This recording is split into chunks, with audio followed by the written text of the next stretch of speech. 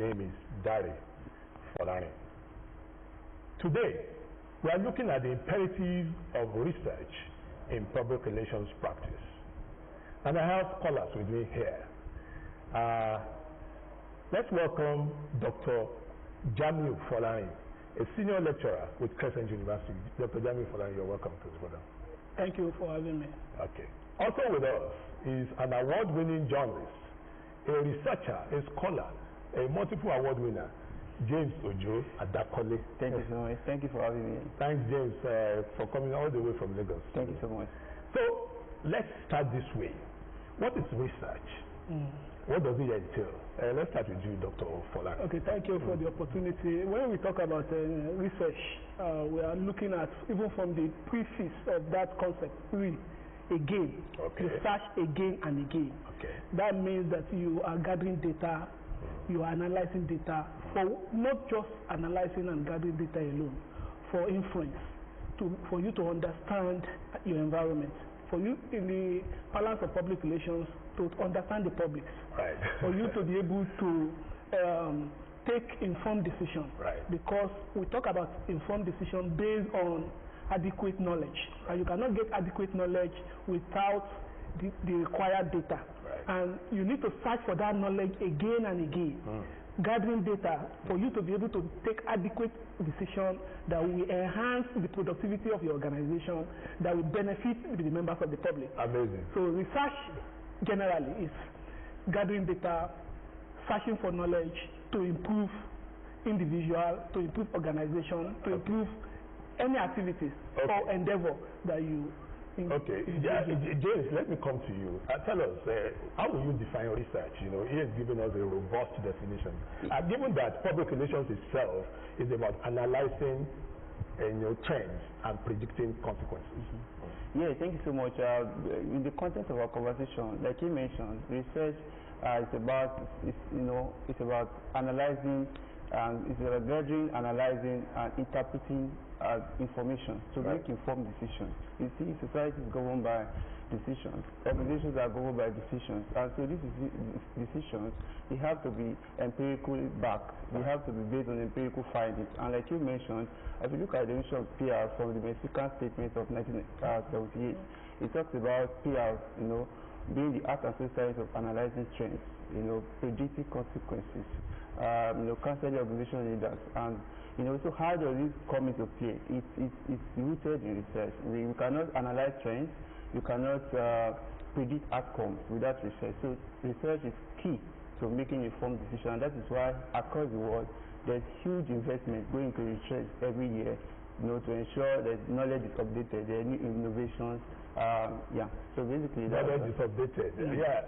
Dr. Folarin, research generally by its nature, in PR. Tell us, how do you go about it? What do you do to? Okay, just like you mentioned, the foundation of public relations itself is research.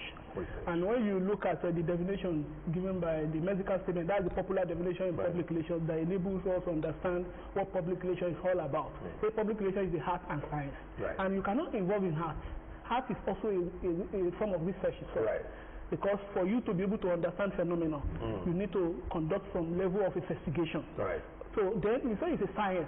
So the nature of science is that before you come to a conclusion, you must have your evidence. And that's why public relations itself is categorized and defined as art and science. And in art and science of analyzing trends, when you are analyzing trends, it's a form of data you are gathering. In public relations, you cannot practice public relations without analyzing trends, looking at what happened in the past, for you to be able to understand the present, for you to be able to predict the future, and predicting their consequences. And when you look at even the definition itself, predicting their consequences. Because when you analyze trends, for example, in an organization, you are facing peculiar challenge. So let's say hypothetically in an organization that is producing water, and is trying to look at how am I going to maximize my profits. So in the last 10 years, what have I been doing? what is the essence of my profit? Right. What's my relationship with my customer? Right. You need to look at that. That's when you analyze it. What's the relationship and the activities of the competitors? You cannot know all this without conducting research. So when you analyze trends, you are conducting research. Okay. When you not predict their consequences, so your own input, what's the input and productivity? What's the relationship? Right. So you predict the consequences of your own action with your customers. Your customers that have been buying your water, what is are they improving, are they increasing or not? Okay. So you now cancel organization leaders. Yes. You know, okay, from the research I've conducted, I've analyzed our demographics because in research you need to understand your audience. In public relations also, the basic thing in the definition is your public, whether your internal public or external public. So when you counsel organization leader, we say public relations basically is not its management function, because you need to work with the management to counsel them based on the information you have. When you counsel them, then you implement plan program of action. You cannot implement program without falling back to the data you gathered after you have analyzed it. That will not benefit the organization and the public. And also improve the bottom line. So that's why when you say in public relations, all scholars, from Franjeskin among others, that have contributed to the understanding of public relations, one of the key models that they introduce is research. Franjeskin mentioned race formula. We talk about research, action, communication, and evaluation. And when you look at those four models, two of them are all the four elements is about research. Because when you research is okay, what type of communication will I engage in? I want to sell water, as I highlighted earlier. What type of communication will I engage in that will enable my customers to buy? Or I am saying there's a particular crisis in the organization, what type of communication will I engage in that will enable it? So research, action, communication, and evaluation. When you want to perform action, you need to conduct research also.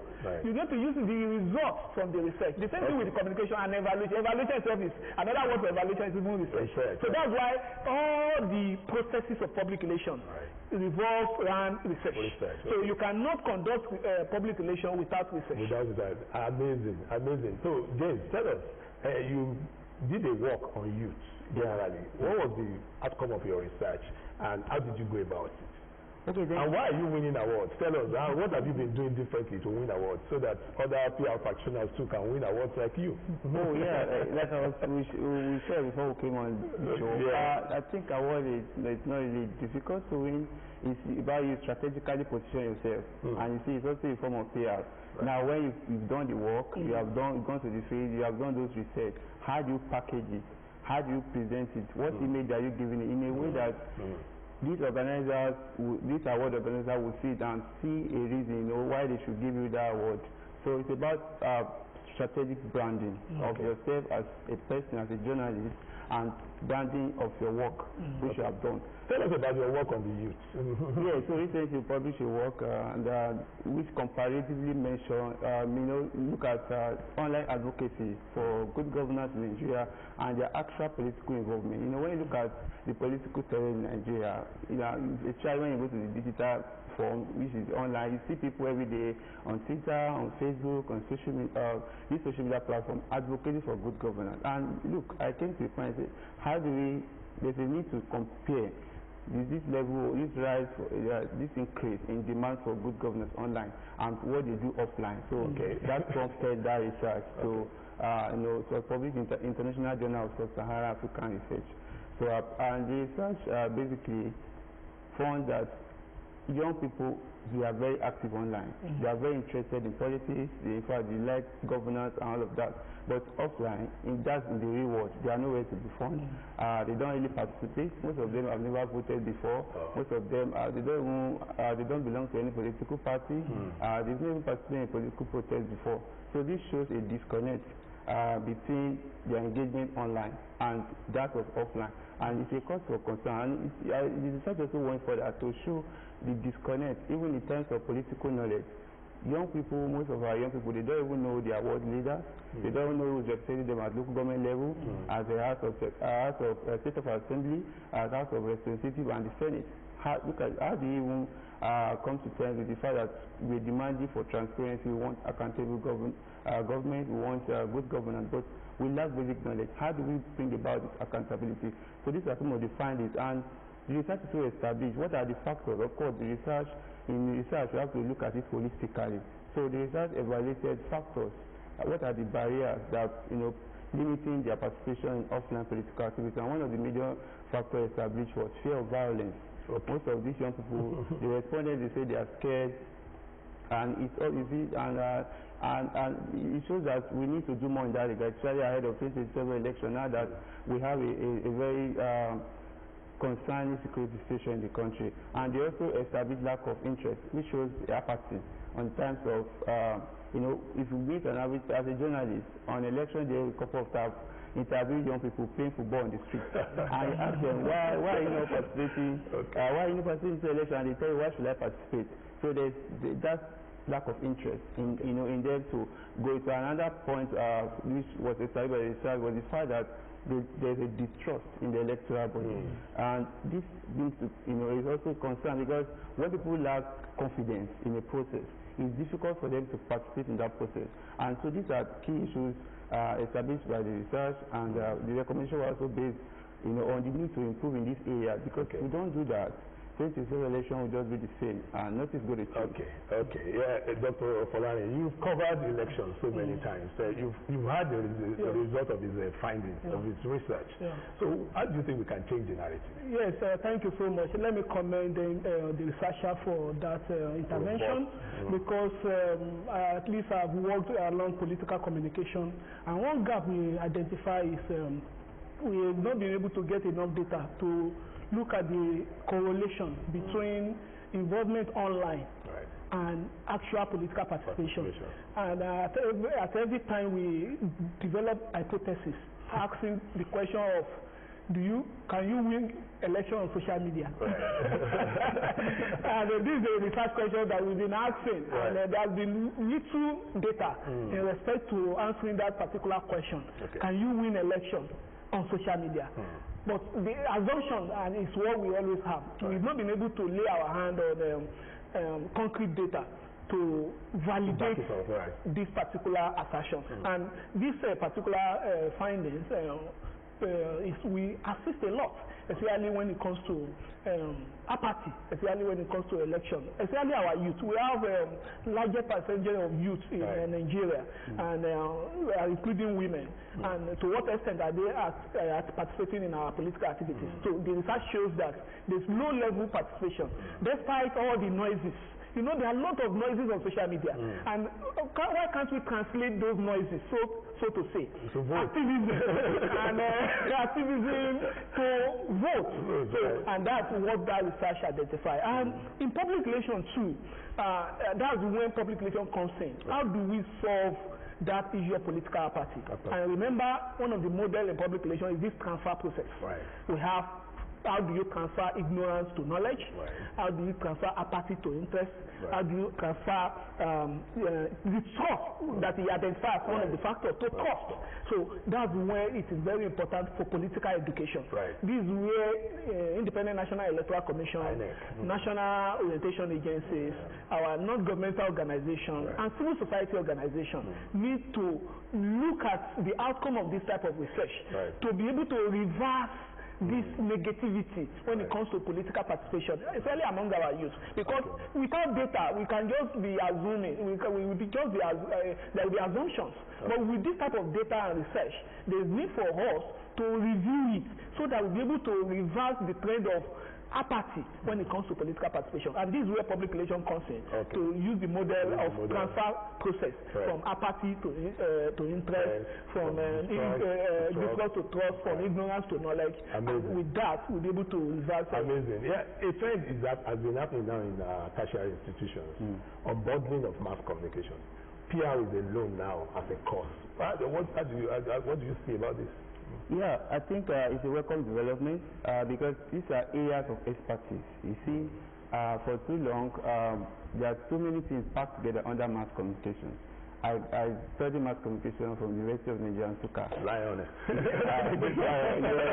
Yeah. And I tell you, during those years, my specialty was in journalism, print journalism. I love journalism so much, right? But you see, we have to take public relations, we have to take advertising, we have to take all of these courses together. Yes, there's an argument to it that it's some of give us a solid foundation, to thrive in the profession. But then there's also room for expertise. You see, we are in a world now where our expertise are valued. When you graduate from the school, what people are looking for, they are not foundational knowledge. They want already made graduates. I left school and I joined the study. I was second best graduate student in my department. Yes. And all these Adakole gave us automatic employment. The best three graduates, best graduates, and I joined the study paper in Lagos here. And when I joined, they were not expecting me to. They were just expecting me to be professional, to be an expert immediately. So you see, this unbundling is good so that people can define their interests and pursue it. It helps people to align with their area of specialty and their position. So at the end of the day, we're done producing experts. And I think this is a welcome development because it shows that our educational level is also aligned with international standards. Right. Yeah, if you go to institutions global standards. Yeah, when you go to institutions abroad, there are areas of specialization. There are specialization in communication, in journalism. They will break it down, even in terms of communication. Is it political communication? Is it economic communication? So these are very important for us to have an educational system that is up to date, that meets international standards. Okay, Dr. Folarin, scholarship is said to be more and more about less and less. Is this a welcome development? Yes, I do have a particular listener that we interact with. Said you major in minor, and you are minor in major. When you look at mass communication at the beginning, we are always described as jack of all trades. Master of all. And we also described as a walking encyclopedia. You know something about everything and everything about something. But with advancement, with knowledge, with research, we found out that there is need for expertise. There is need for specialization. And the world is changing. We have innovations, we have changes in the way we do things. That's why we are looking at specialization, niche. And this niche, when we are in school, truly, we did virtually everything. But now, there's need to specialize. There's need to look at, in public relations, you can even, in public relations, we have community relations, we have the education relation, we have government relation, we have different type of relations. There are a lot of ways you can even specialize within public relations. So it will provide opportunity for job opportunity for people. It will make people specialize and let them take advantage and become specialists in whatever they do, rather than being a jack of all trades and masters of none. As we begin to coast home, what's your advice to public relations practitioners who are not interested in research, who are participating to research? Yeah, I must say maybe they are not doing enough for themselves. Because like we established, even from the definition of public relations itself, it's rooted in research. There's no two way about it.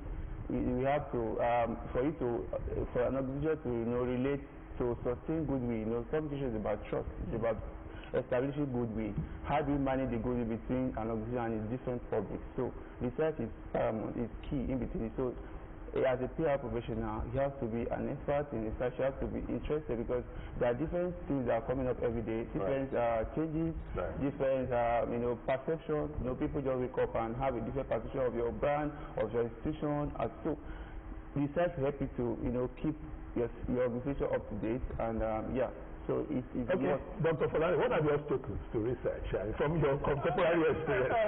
The nature of our system in Nigeria, we don't have enough data. And that alone, and there is this apathy and against research. When you are asking people to get, you are asking people for information, they are not willing to give it, and we don't have enough database that we assist public relations experts. So we are still evolving. So there is need for us to create a database to encourage research, to fund research. There is also lack of funding for research, even at the institutional level. There is a policy. There is a need for different stakeholders from the government, non-governmental organization, from every organization to invest in research, to develop policy, so that we'll be able to maximize the benefit of research all over the world today. Whatever development you are finding is rooted in research. So for us to develop in public relations, in all aspects of our endeavor, we need to fund research, we need to show more interest in it, and we need to also encourage those that are coming.